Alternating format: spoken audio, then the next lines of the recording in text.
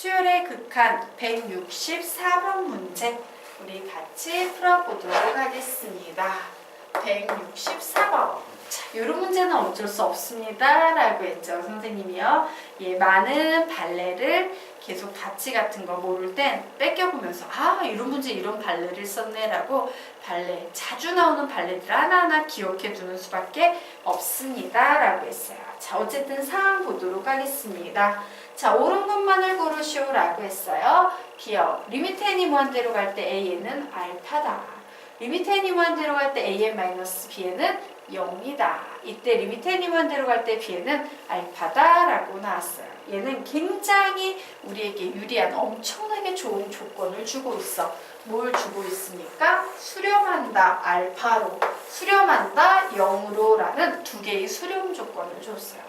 수렴이 좋은 이유는 뭐야? 두 수열이 수렴할 때 한 횟수만큼은 더하고 빼고 곱하고 나누고가 다 가능합니다 라고 했죠. 그래서 나는 이 두 개의 수렴값을 이용해서 bn만 표현하면 됩니다. 그런데 여기에서는 어떤 스킬을 써야 된다? 바로 이 녀석을요 하나의 문자로 표현하셔야 돼요. 그래, 나 얘를 cn이라고 들 거야. 즉 리미트 n이 무한대로 갈 때 cn은 0으로 수렴해. 근데 bn을 묻고 있구나. 이런 식으로 접근을 하셔야 돼요. 자, 그러면 보도록 할까? an-bn이 cn이에요. 결국 bn은요 an-cn으로 이렇게 정리할 수 있다 없다? 있을 겁니다. 좋았어. 나는 이 식을 이용해서 문제를 풀 거기 때문에 리미트 n이 무한대로 갈 때 an은 알파로 수렴하는 값인데 여기에서 뺄 거다. 무엇을? 리미트 n이 무한대로 갈 때 누구? cn을 뺄 거다. 근데 cn이 an-bn이죠? 얘를 뺄 거야. 얘는 0이야 라고 나왔어요. 그러면 이 경우에는 둘 다 수렴하기 때문에요. 예, 그냥 푸시면 되죠?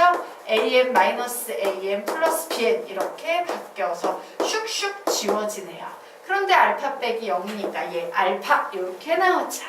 그러므로 결국 리미트 n이 무한대로 갈 때 bn은 알파야 라는 기억은 맞다 틀리다? 맞다예요. 사실은 수렴하는 경우가 나오는 경우엔 이런 식으로 수렴 수열의 성질을 이용해서 문제를 풀고요. 대부분 참이에요. 문제 대부분이 참이야. 자, 그러면 이제 니은 보도록 할까?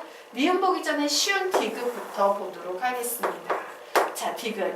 두 수열. 예. 짝수 번째 항과 홀수 번째 항이 따로따로 봤을 때 모두 수렴하면 이 수열 A는 수렴한다라고 했어. 얘는 솔직히 조금 발레를 공부한 학생이면 한눈에 알게 됩니다.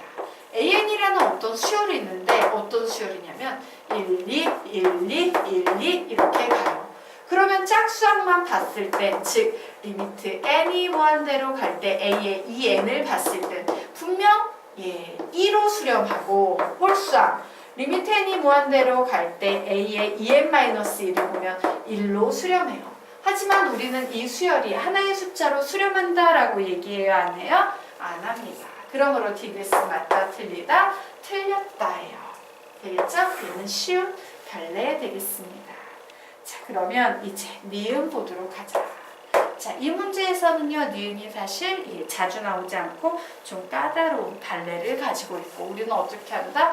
발레를 기억할 수밖에 없어요. 발레 증명은 굉장히 위험하기 때문에 어쩔 수가 없습니다.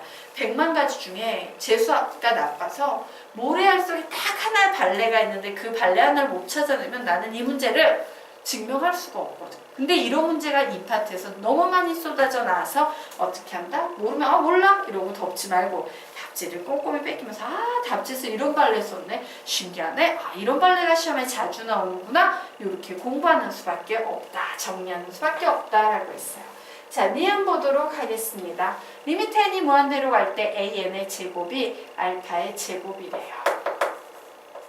리미트 n이 무한대로 갈 때 an의 제곱은 알파의 제곱으로 수렴한다 라고 나왔어요.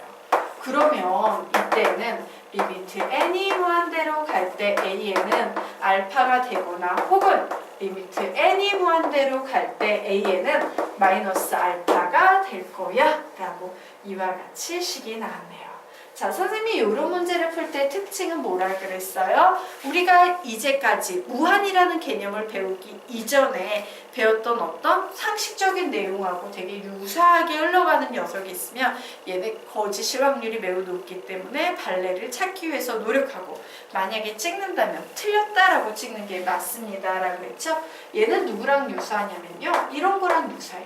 AN의 제곱은 알파의 제곱이다. 우리 이거 어떻게 풀어요?